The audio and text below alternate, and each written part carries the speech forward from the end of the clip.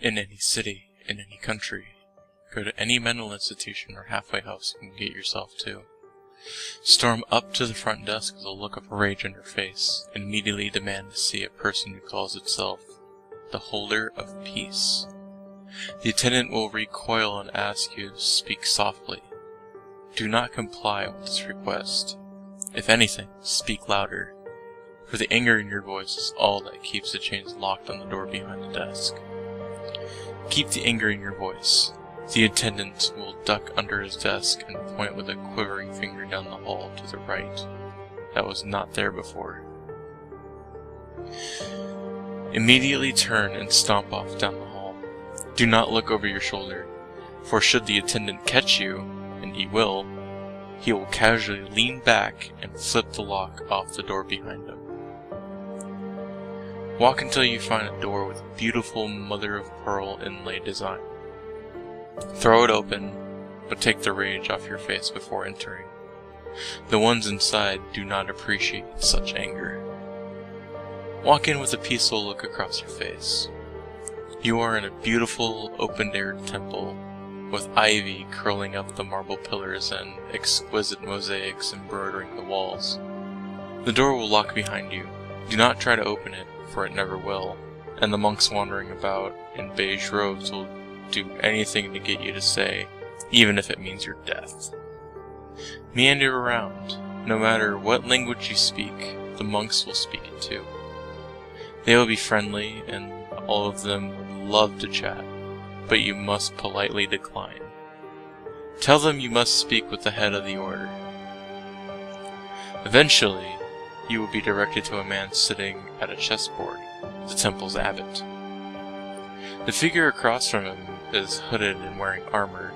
Do not attempt to speak to the hooded figure, or your death will be far worse than any vision of hell that man could conjure up.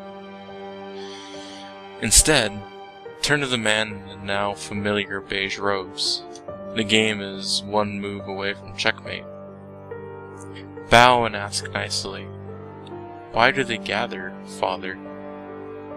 He will open his mouth as if to speak, but the figure across from him will let out a demonic howl of rage and draw a sword.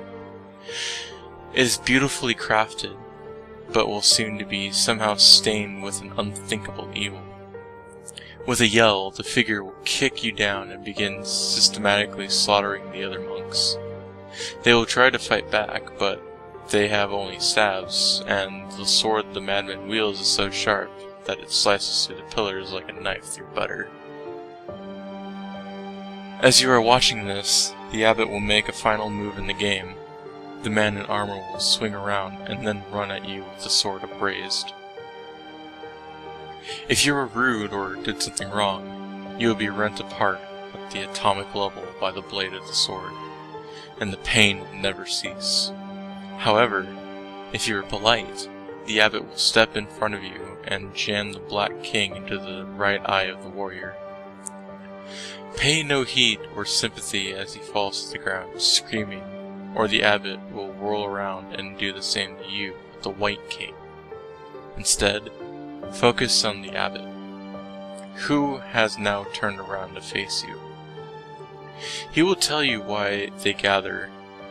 It is a long tale, so fraught with bloodshed and horror that it may well rupture your mind. But if you survive its telling, he will reach under the table with the chessboard and pass you a scabbard, richly jeweled and inlaid with gold. Though you have never seen it before, you instinctively know that it matches the sword the warrior was wielding a moment ago. Do not hesitate. Take it. Walk over, pick up the madman's sword, wipe it, and sheath it. Buckle it on as well. You will soon have need of it. Move to leave, but before you do, the good father will halt you and gesture towards the face of the warrior, whose hood has fallen back. He was handsome, but pay no heed to that. The one thing you should be focusing on is the fact that the Black King's gone. Look up at the abbot, who will nod and say one word: regicide. A flash of light will blind you, and when your sight returns, you will be standing on the curb, 2 blocks down from the asylum. Step back onto the sidewalk. You don't want to create an accident. The sword you now wield once belonged to the White King, and is an object, number 45 of 538. The Black King is running from the scene of his murder, and the White King's sword longs for vengeance.